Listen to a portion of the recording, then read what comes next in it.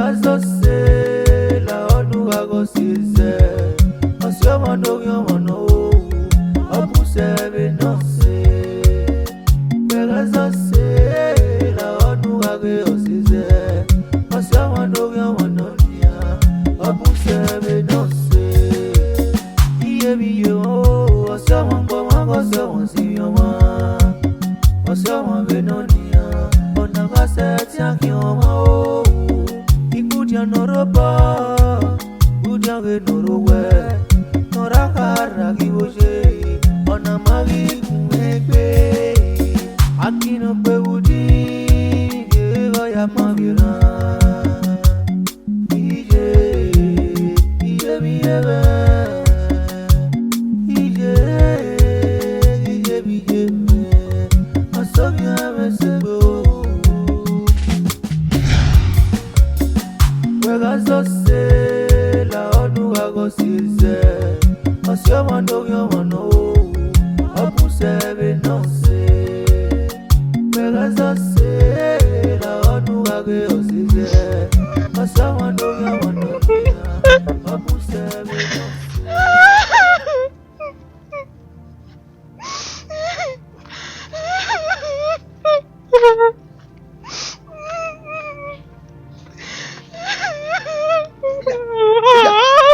Let's go.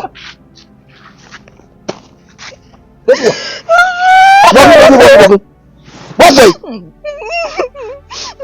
Ese we have no ya kwa. Ona we he kwa. What's no? Ma we no kwa. Ma we no kwa. No, ma o se ve jo, o se ve soke. Ma we no kwa. O se ve soke ijo. Ona we iro we ajo na wo ijo ki soke. Wa fo ne. We ma bi soke ri ma wo ma gba ko jin ohun. How? Ohun so do fi we soke. Ogwafo. We wa we gba kokoro han agbogi yen wa. Ona se gwi. Yeah. What me wo hani? Awon here a. O du wa. Okay, fe no ki gbe na ni a. O ma onu e de mi o so ehi. O wa hu ba. Yo na yi merabu. O ma ka ta lo mo ne. O ma, me po la wa. O se. Bese gwi ami. Ha? How? O wa kwe, wo ke ba ki o bo me na. O ma, we ga to ku e gba le ri. Aga ba. Bese. O ko ga pe.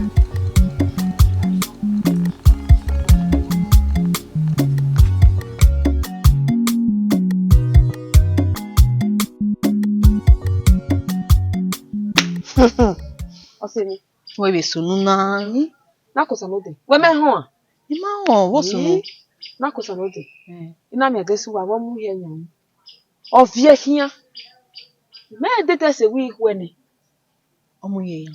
Omu ye nyam na Pa wa. Yes na. Ah we he ka me na kwe atesu gwa kiri okwa ni. E kiri okwa ni. Imi na kosa o wa aviahia bo. Evie ni hiwa gbo ifere ikeri te de ba avia. Ose ese wi mana ika me. Ọmọ ha ma ọmọ kun egun a. We go logo na. Okun wa fa paro wa be logo na. Ya. E ti ye ika me ya agboru e. Ha? Ye igboru ne ijutala we ijonya e ni me kokosi. Eri awe ni a. Ya mu egbe na nkan ya ri ogwa e. O se we va si kam egbe. Adamu. Oye. Ese. Koyo. Emi aje. Ese. Nanu wa wo si we na mudia na e yakwe ma. Wa mo. Sewe. E mata no ke adesu wa. Ita. Ina we nu wa na mudia na emi alajan wo. Sewe mo na ka mi mo be kiun na give. Isha. Ko dure mo rion so to. Itama we be na itama we wa ko. E gba ya mo. Mo ya sunu Mo Mo ya sunu Wo ya we. Egbe mi tafia.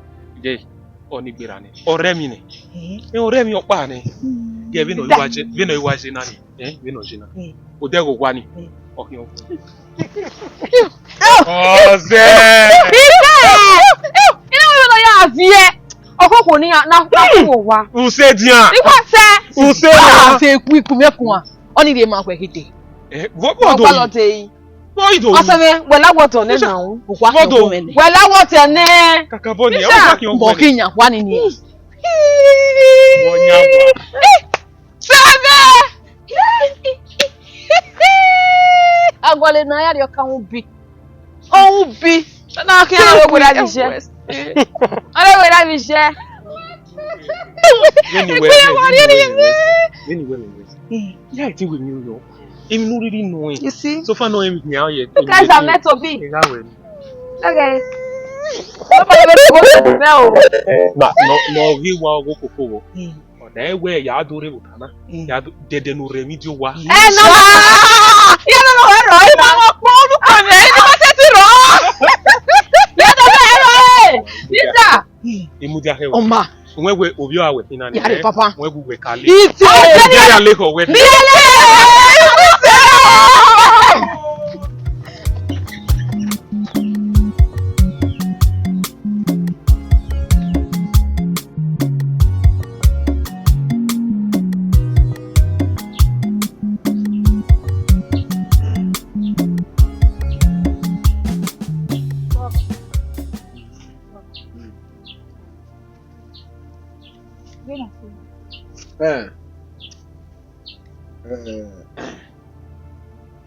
Egboma akoma.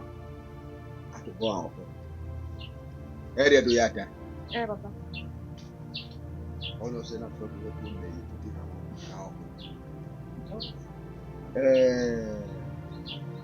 Aware segun. Igi na ti e. Okay. Iya gi na ti e fedo adu. Segun. Ọmọ bọ̀ wọ̀ lókè ọmọ rẹ̀ dá mi. Lọ́wọ́ ìbèrè fóònù ọwọ́ ìkọlù ní ọgbẹ̀ bàbá ìgbà ẹ̀mí bóyá rẹ̀ o. Ẹ̀rọ. Ìwé gbé ìwòsàn àwọn àbọ̀nà. Ẹ̀rọ mi pè wọ́n. Lọ́kùnrin ẹ̀ tiẹ̀ rẹ̀ ló ní ẹ̀wọ̀n ẹ̀bùn. Sọpọ́n wọ́n ní ìdọ̀lọ̀ sí wọn bọ́. Ọ̀nà ìta mọ̀ ẹ̀ wẹ́ ẹ̀ṣẹ̀wì wẹ́ yẹn ní ẹ̀gọ́ pa ní hẹ́ndọ́ akọ̀nyẹ̀wẹ́. Where ye even a yoke womb. A canori coin or muhuela. A canori coin or muhela. Upon Matalo and a woman. So, man, I can't walk up when I can. Without you, eh, there we that way, no way, say, eh, nothing. Di moto mo egwa bia mu nu ania ona wo me yana wo hia ja me go hia ono se na to bo ta we bi no gi na yo e kro ri kon we ki ala e bode uwa me dagbon omo na se we ga de no do ka ma we eri en awo na i ata ma we ku wa so le bi ga so le bi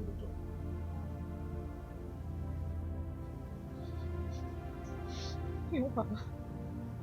Adesuwa. Abie bai. Obo wa munu Adesuwa. Obo wa munu Adesuwa. Obe ko pano ka munu ya. Adesuwa. Ese we bie bana. Ye, mueta mawo. Mueta mawo. Kega. Ogugwe na.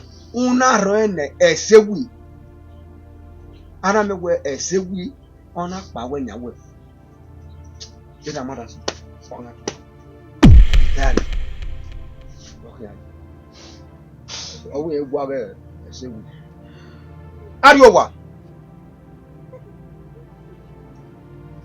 esewi ero ha gbe sabaku ere o ha gbe sabaku o na o ha gbe omi aka weda egboge oga mane awo owo do da mege nu we we no we bona ira mada so oga tesegu ero aye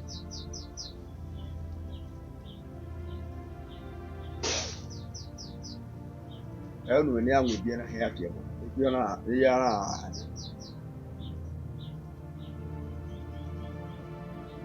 This one. Monty, eu não conheço. Não é se você bem na origem. O virou tanta fome. So, se isso jogo era bom, mas ele não é até que tu tá aí, vai. A mãe não quer o guel e a mãe não tem. Leva se vai é bom tá não não ele foi coço da fome. Ok, ele gogore guia. E vai eu nem ri o se vai. A do mena na bai ko do massa na iveri. So, ene do we estava osioi no kunore no redo do na do kwesio na do inye na do ta me we ge go through. No la wo yo no guardi edo. Yo no guardi edo. Aí se vai nem o wa kan ase ani tu ri agwa lo we no da igwe kwon ni. Yen ye mi meku ni riri na o me. So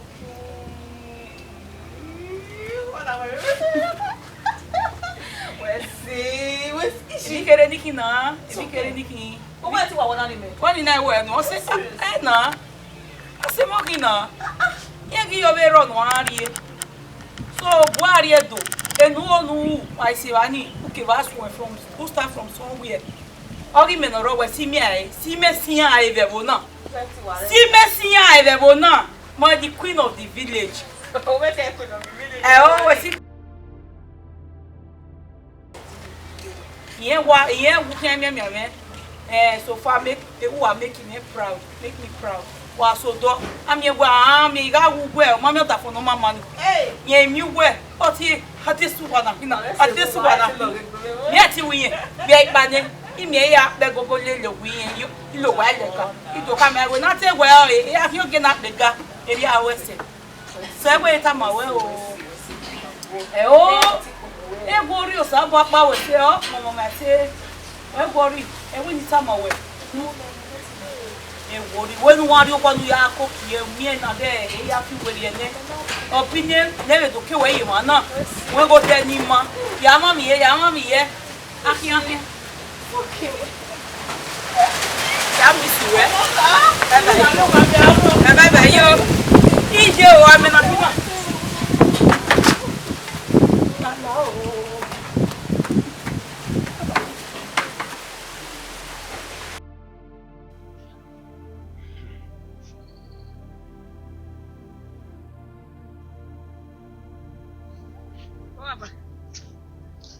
Toma cá. E aí? Esse. O Abies você manda lá o ya lubi. Não, a minha. É ore ma. Oh. Cuyo. Agora, você deu go ego. Que mo se mo pa mo redo. So, ona se no we nya diedo. Nípa igwe àwọn en bada we do mu. Ina wo ni we iha me we atama we for pipa. So ina wo ni we mu ni we wo ya de ni we we Osiwe na ko na. okay. Ke wakaji. Do o ka ya rigwe na fo ke do pari edo. Ya ka bo ni. Ihe aka no. Sọ̀pọ̀ ògbà ewé ìkọ́pìnì gbèrè àná ìyàmú tó nípa tó. Dáná rẹ̀ kà náà rí kọ́tìn wà nù ìyàmú tó nípa tó wà. Mọ̀ wà ẹ̀hún náà.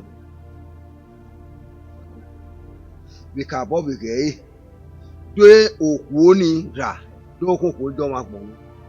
Ògbà ewé ọ̀gbọ́jà náà ìyàwó wò yẹn ká tó wà. Ọmọ ni mo rí mọ́ bú máa wé mi ní àkófò wà má lórí ẹrú ẹ̀kọ́ náà ọ̀sọ̀ ẹ̀wọ̀n ló gbé ẹ̀rá dé ẹ̀rí táwọn orí kí n bá wọ̀ àṣùtọ́ òun náà mi wẹ̀ òkúgbìn àgbẹ̀ wájú àti. Yom baba wesa ba ya wo ni kun kai wesa ba wesa to am den ya ngo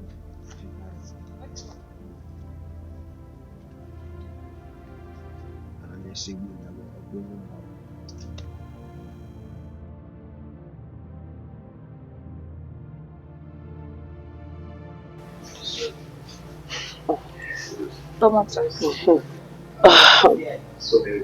Adesso bohia.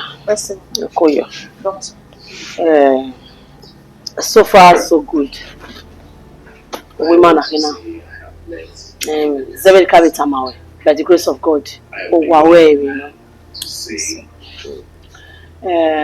My wonderful man, Zoe, will take care of you. Will make you forget your past. Even though sooner or sooner, will get it. So it's for you to be steadfast in prayer. Be closer to God than never before. Because I mean, your Balusaloba said to you, I am waiting your Saloba. I'm not supposed to am waiting your Managba, you know, too. Kiri, Nure Hiao, Ugyosara, how, or any. Because so you don't want to hear a poor one now, one boy, ordinary sand, and a good foundation. My dear husband, all day. But when you build your house upon that solid rock, it be no wine.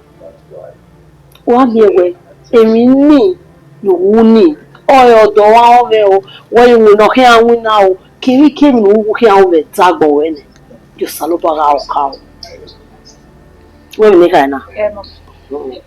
Osayande,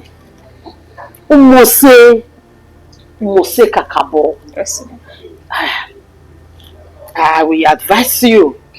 When the Bible I will want you, or will let your light so shine, so that a man that will see the glory of God in us. Or get it, I will advise you to cut down your makeup. Get it, or sharpie. Yes. Make it up for choosing character or a Christian. That was one not beg away. We are Christian, we are Christ-like. So anybody not beg him, I'm supposed not beg him we my way of the truth. This person is a Christian. That's where Mama brother way, right? You are good to go. I'm okay, Mom. Oh yeah, may the peace of the Lord be with you. Adios. Oh, my baby. Osayande.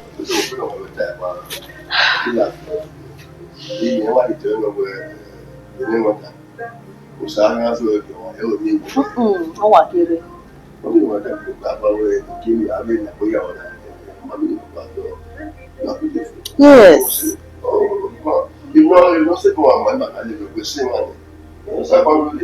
Turn around for good, yes. It's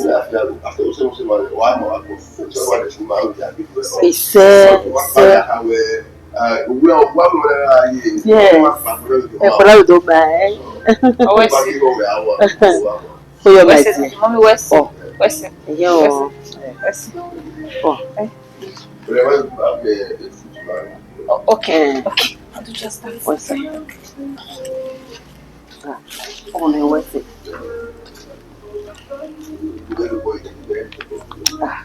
Oh, Benin, yawa. So I will say with that, Bima.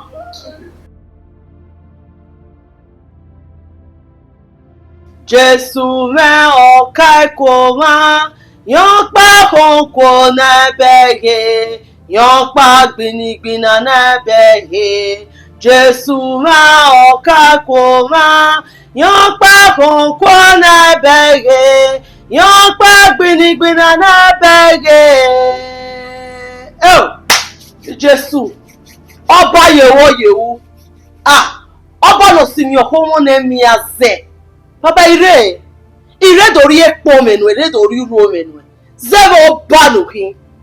Oba di ya hiyo. Oba no ukponi ya hin ekpe. Papa uwe seve dagbo me. Uwe seve dagbe ma ya fefe no mu okwe no ma. Ila sefe na do ya tama we baba we. Bene geve na papa no do gba oge me. Gba oge mo. Gba oge to ponije. Kemi no ri oni egi zumu daje. Emeni nu we kai baba fiawa. Baba ka seke keti no ri oni e gboda yemewe. Baba wonu fiawa be ni Jesu. Baba wonu gwoge wa be ni Jesu. Baba de kero kete yi. Isoja, Otosia, Erosia, Oh, she get to me. No, get on the end of butter. You meaning no hide attack to my papa. You go to local one and need Jesus. Papa, we are here. We need Jesus. Papa, we don't work but we need Jesus. Papa, ire ira kara we papa. No dey even pove ni tutie. On your yame ya puwere na papa no la kuko. Yes, se me bo biye papa. Yes, se me ba fa. Yes, se me bo ta. Yes, se me ba son. We need Jesus. We need Jesus. We need Jesus. Ah. Etini.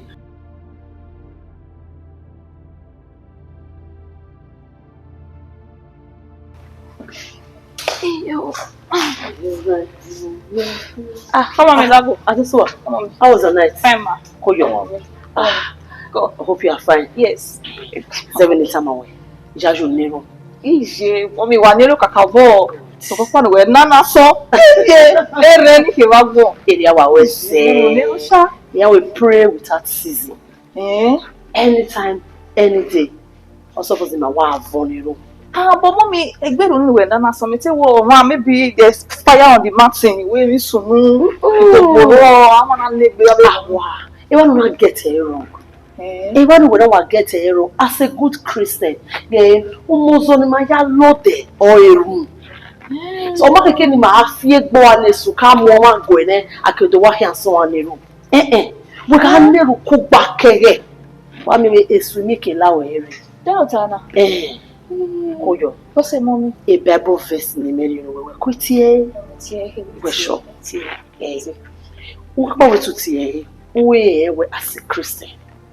There is modesty to everything you do. Give me a copy of our. This is not supposed to be as a Christian. Even the time I will cook back here. Okay, just imagine we are going to feel. Maybe tell the reason where if you have to be on makeup, or occasionally, let's assume where some parties, you know. So always supposed to that they are having makeup. No say na we na ya nya hama me ya we ma ni redo tamu gbese udan ni ya yo ma ya we re we ma ni de doji o say na No. You are wrong. Yes. People will dress the way you want to be addressed. Okay. But maybe makeup will feel ya onana. Onama tell good of you. Oh, na yata we. When we know what we, but so no buy you it says every time. Would you want no ma reaction? Or no begging with decent. Even we can have a till you attracted. Even no way man. When we wanna be addressed like a ruffian. Even no be ruffian. I hear okay we are he come by. Get him in me. Man need to make up enough for God's sake.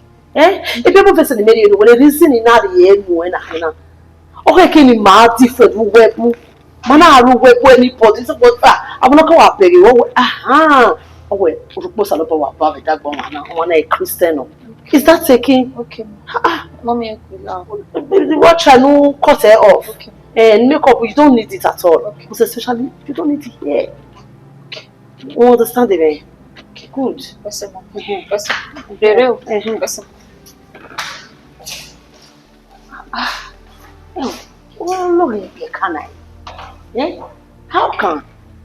Why if you make up Yahweh, Degbeuyi, both if you be no one I go waluge.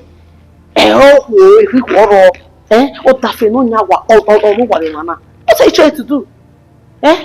Thank God for the life of my husband. Well, that for me, book where you are, so it's filled with the Holy Spirit. I don't look here. What is it? We are no, our lion, a correct one, Mamma.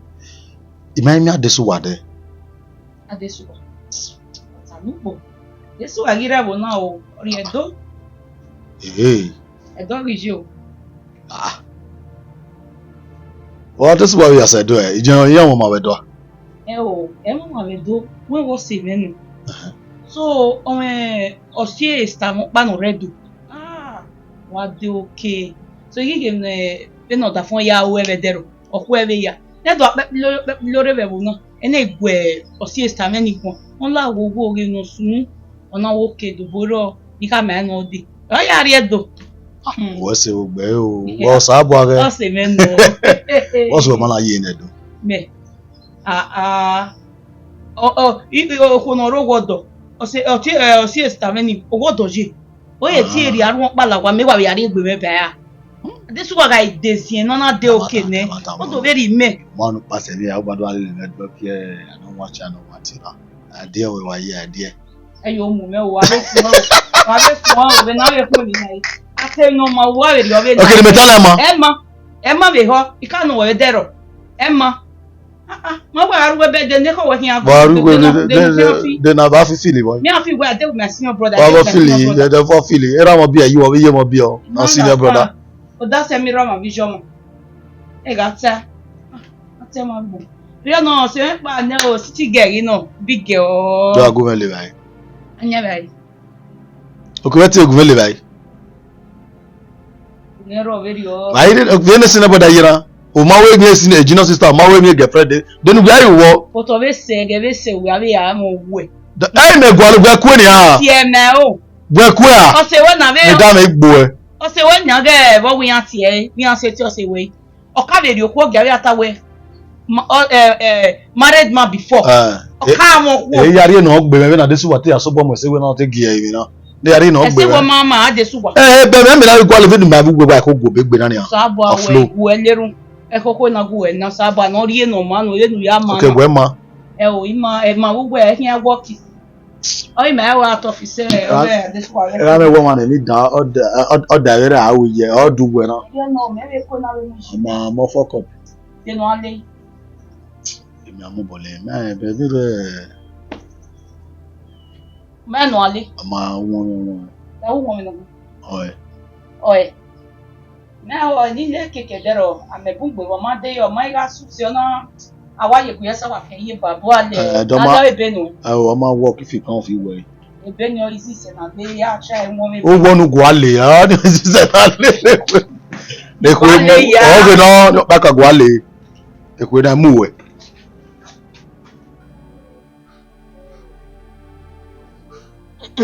Gay. Obeni Mose. Obeni Yayo. Ọmọ ní sọ̀gbọ́sọ̀gbọ́. Oko ni adẹ́rẹ́ kó yá sẹ́wọ̀n. Wẹ̀sẹ̀. Ọgẹ́ ni wọ́n. Gay. Kò bẹ́nu yálà ìdágbọ̀n. Èmi yà fi wèlé. Wẹ́gẹ́ mẹ́nìyàn. Mẹ́nà àmì rẹ̀ ní tèmi náà lọ́wọ́. Ọgẹ́ ni wọ́n. Gẹ́gì ìwọ ni wà ẹ́sìpẹ̀tì náà ọ̀nà wà sọ̀rọ̀ bọ̀. Fini. Enwi na niya wa momeni ni igo ni iga wa we no ye kere o ibiru. No ya igo no kere we no policy. Igo no kere. Ya de this a mini bus ni ati ya jet na be a mini bus na. De abi ni kere ni. Ageze no igo no ye kere we. O se no ya we nyam. Mo to di igo ke kan. No we ya igo no bunye de na. O ye be kere. Hey, we ji. Ya wa se wonye. O se na ko mu we na ko ko me ni le. Awa. Mu da moze. Uri mu ma te da. Imi ya wa te. When no so igo na re ni. Kemi no ri agbalo no we. Ew. Wa no we ka we nu. Wa no me so wa no we ni go ami ti de. Ew. Ba do enu. No ya awe mo ma ni enu.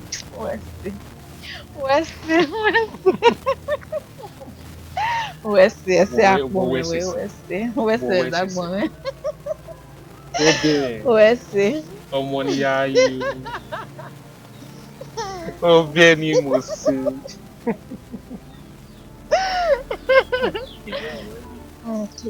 Maybe we're moving now. Again, we need igari abari. Working on working no do. Ha! Working on working no do. I be go e sinye. Ebe nu ta na wa gberi apon bege me.